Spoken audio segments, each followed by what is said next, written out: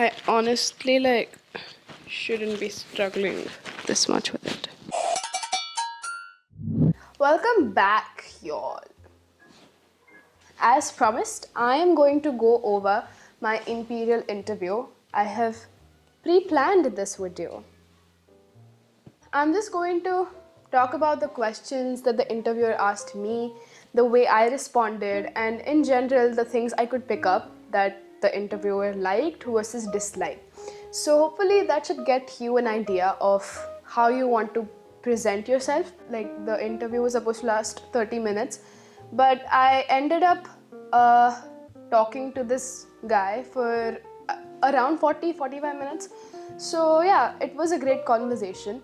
He was a professor, not a material science professor, I believe. I don't honestly remember what professor he was, but he was a really cool guy. He was so friendly, and I think that is how most of your interviewers are going to be. So there isn't much you should be worried about. So I'm gonna jump right into what he asked me, because I know that's what you're here for.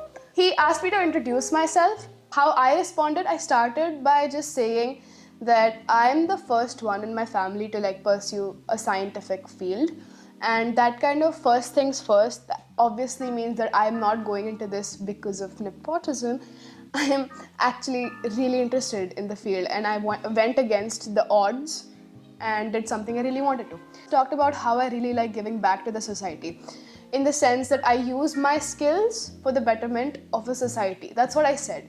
And then he was like, oh, like what? And then I had the opportunity to tell him that, oh, I led this project where I went and taught underprivileged students, and I tried to make my skill set, which is being really good at teaching and science. Really good is an exaggeration. But yeah, just being good at science and teaching and trying to put that together for something bigger than myself. So that was the first thing, right? And this was a really good icebreaker because he was instantly interested in Project STEAM. He was like, oh, can you tell me more? How did you fundraise? What did you do? And I just gave him a slight overview because I knew he's going to come to my personal statement at some point, and I will have to mention this and talk about it later. So I was kind of playing it strategically.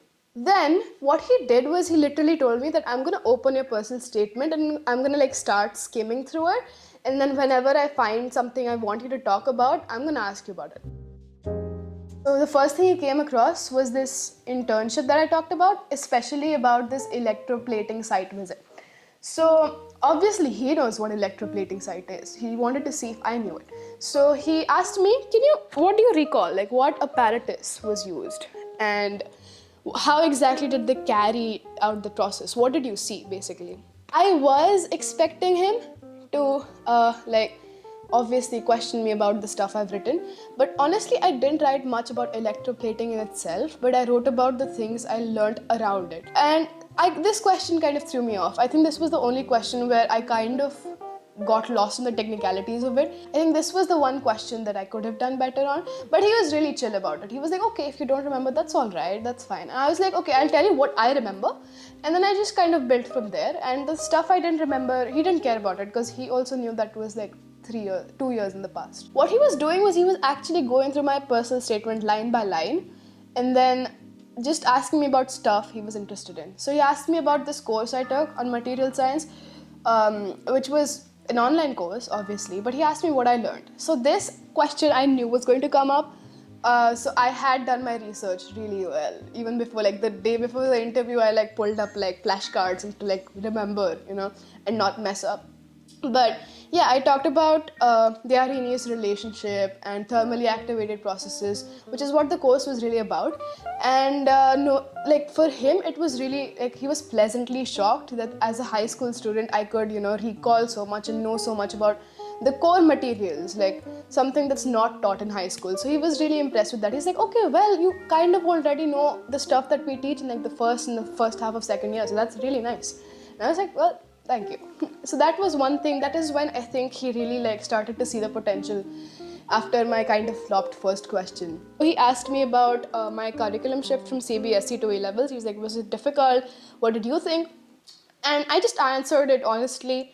I thought it was really smooth, and I really tried to highlight the fact that I was adaptable, meaning this change from an Indian setting to a British setting wouldn't cause harm to my performance. And that's something I think is desirable in a college, international college applicant. As we reached the project's team part, he could instantly connect it to my introduction bit because I had already mentioned this thing before. He connected it back to the stuff I had talked about and he was like, oh well, is this what you're talking about? I was like, yeah. And then we discussed about how I fundraised, who I called, and in general, why I wanted to do this. I think STEAM is something that comes from the depths of my passions, you know. So he was quite interested in knowing about STEAM and I was glad he was interested. And somehow I do think that made me stand apart in the sense that other applicants consider UK processes to be much more like direct and don't have a focus on extracurriculars. I think my extracurriculars made me stand out because they just don't see as many applicants with extracurriculars this passionate or this well thought out. I had done some scientific research at that point, so I wrote a paper about optical tweezers and ways to widen their applications. Although this paper wasn't published, I think I really understood a lot of this concept and I was truly fascinated by it. I also have a video on my other channel about optical tweezers. In case you want to check it out, please do that. But it's just a 2-minute video. So after this, he really asked me to go into the nitty-gritty of the paper. So he was like, all right, well, what were you talking about? What were the ways that you're talking about here to widen the applications? And I knew this was going to come up. I had like a whole page of stuff I wanted to talk about my research paper. So I really delved deep there. Try to sound interesting and try to sound interested, right? That is one thing. And the second thing is you don't need to shy away from seeming smart because they're way smarter than you are. So you're obviously not going to be showing off your knowledge. If you have the knowledge, I suggest you go ahead and show it off. It was a pretty jargon heavy, almost a monologue because he was just listening and trying to understand what I was saying.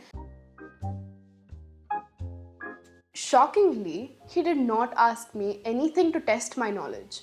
You know, I've seen a lot of these interview videos on YouTube and they always have a certain element like, so this interviewer asked me how I would solve this question or what this compound would be. There was nothing like that. Like, honestly, I don't know why. Maybe in my perspective, I think it was because I had already kind of established myself as someone who really does dive deep. When I have talked about me scoring really well in exams, I think that gave him a assuring feeling that even if I ask her, she'll probably know it. I don't confirm that, nor do I deny it. We talked so much that honestly I think we were running kind of short on time as well. And I don't think he minded that. I remember like towards the end of the interview, he had like this little pup sitting in the corner of the screen. I was like, that's adorable. Is that your dog? So we were just like making conversation. And I think that really shows who you are as a person, what kind of attitude you have towards things. I even complimented one of his paintings. You could call me a kiss ass or you could call me smart, because that's something that would have left an impression. That was pretty much it. I had a few major takeaways. Number 1, don't shy away to appear smart, because you're not going to appear smarter than the person interviewing you. They have years and years of experience and research and you can't beat that, simply cannot, right? So don't be modest about the things you know and care about, right? Go all out, seem really passionate, and that's something they'll really like. And that brings me to the second point. Be enthusiastic. Now, I know that might not be everyone's thing. A lot of people could be introverted, don't like to overly express things, but I think that really hooks people on. Like, even if you see my videos, I'm always doing hand gestures, I'm always modulating my voice. That's something that really gets them hooked. And even though the interviewer's job is to listen to you, you don't want them to not listen to you, right? So try to, throw in a few questions here and there. Try to make yourself interesting. They should want to know more about you, right? That's the second one. The third one, if you don't know something, that's okay. Don't go that hard on yourself, because if you start panicking in the moment you don't know one question, the next 4 are going to top it. We do not want a cascading effect. So if you don't know a question, tell them honestly what's happening and they will understand, right? And the fourth thing, is you want to tell them what your character is like. That might be a semantic tip, but if you're able to get who you really are across, it can really help you stand out, basically. If I'm saying I'm compassionate, and if they cannot pick up the fact that I am actually compassionate, right?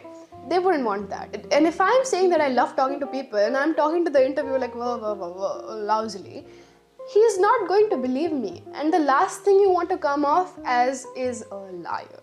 Beep. If you have any questions that you want me to answer regarding my imperial process or UCL, imperial, whatever, my UK process, please comment them down below, because I think this was kind of the last thing I wanted to talk about as far as my applications from last year are concerned. The next video is going to be about my initiative, how I fundraised that much money, because I don't remember how much it was. How I set it up with municipal schools, which are government schools, so how I went through with it, and also how I conducted research and got it published. So if you have questions related to that, comment right now. Okay, bye.